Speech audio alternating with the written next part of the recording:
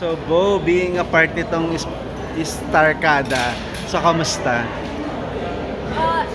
Sobrang exciting po kasi like I said po earlier, ever since bata ako gusto ko na po talaga maging artista. Actually, sa mga ano po, 6 po kami magkakapatid, tapos ako lang po yung nagkagusto maging artista.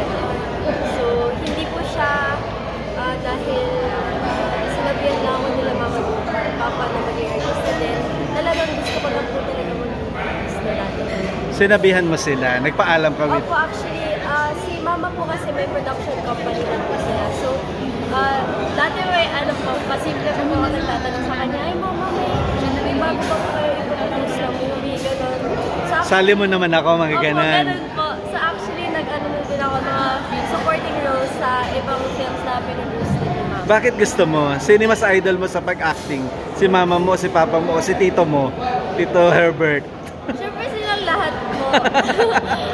Minsan nga po kapag wala akong magawa, pinapanood ko yung mga dati nilang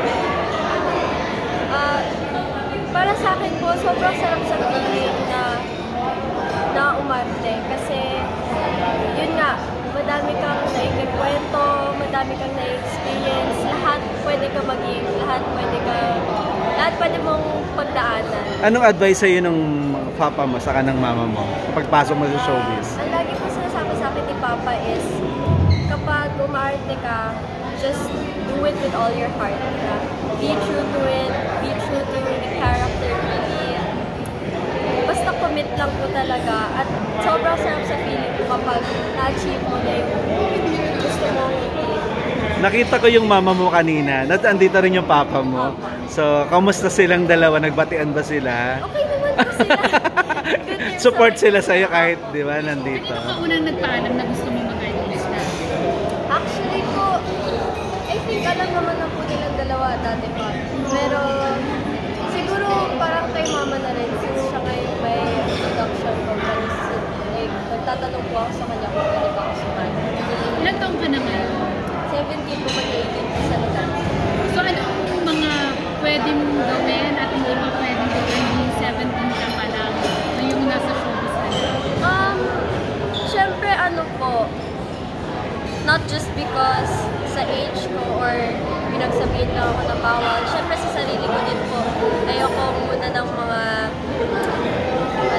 role na Kissing scene. Opo, kissing scene, yung mga hindi wholesome na syempre yung para sa tamang ano lang po, yung age appropriate. Dito sa Pero Starkada, pwede na, love din pwede. Kung yun po gusto, pwede din naman po. So, di ba sa Starkada, wala pang nanliligaw sa'yo, yung mga Wala, kasama.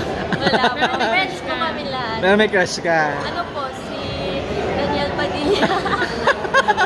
Ano ba si Daniel? Opo. Sila daw si Catherine. Ay, ano lang po siya, idol ko siya. Hindi ka natatakot na ba siya mga Katniel kasi namin mo? Hindi ko pa siya crush, wait lang. Natakot. Ano Hindi, lang crush po, ang hanga-hanga po ako sa kanilang dalawa. Kung magkaroon kayo ng movie na kasama ka dun sa kanilang dalawa, okay sa'yo? Okay naman po, syempre mapapressure ako, pero Tawag dito, sino yung gusto mo makatrabaho si papa mo? Magaling na aktor ang papa mo at ang dami actually mong po, gusto ko ginagawa. din po ma-experience yung kasama si Papa sa isang project kasi naku-curious po ako kung paano yun kasi syempre, halimbawa yung role namin, magkaaway kami or something, diba?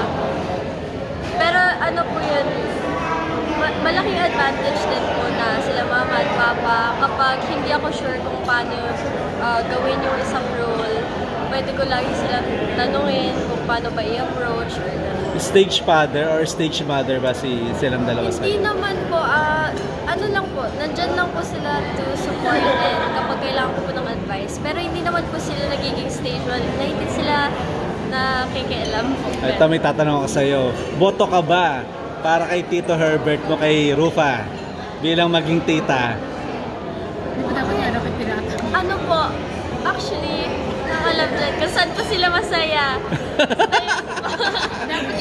dapat yung tanong mo sa mama niya, di ba? Okay lang ba sa'yo kung sakaling magpakasaluyan mo? Siyempre, okay lang po. Hindi ka naman Okay lang po. hindi ka naman apektado nung pag-separate nilang dalawa? Being, Siyempre, at first po nalungkot ako, pero normal part lang din po yun ng life. At saka hindi naman parang, wala naman nawala.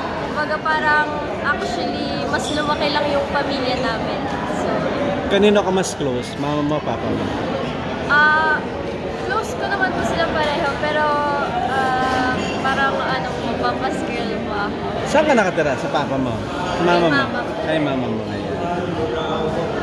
Anong payo ng papa mo sa pagpasok mo sa showbiz? Ano lang po, yun nga po, always be true, always stick to what you believe in. Hindi po kaya yung mga tao na kung may sasabihin man sila negative, pero hindi yan. At saka yung sa akin lagi nila mama. Alam ko na din naman po is, I'm my own person. Kahit sabihin natin na yung mga magulang ko po ay artista, syempre ako po, iba po ako sa kanila. So, yun po. Syempre may kasamang pressure yun, makakompare, gano'n. Pero sana po, alam ko po na marami pa po ako space for improvement and growth. So, yun po. Ulitin ko lang kanina, di ba natanong ko yung about dun sa surname mo? Hindi naging issue sa tatay mo na nung pinaalam mo na Bautista yung gagamitin? Simpleng ano lang po talaga yun. Sabi ko po na parang mas bagay pakinggan yung Bautista. Nag-agree man na si papa mo. Hindi naman siya na-offend. Hindi po. Hindi po. Oo, kasi okay naman kayo eh. Relationship as daughter and father. Thank you.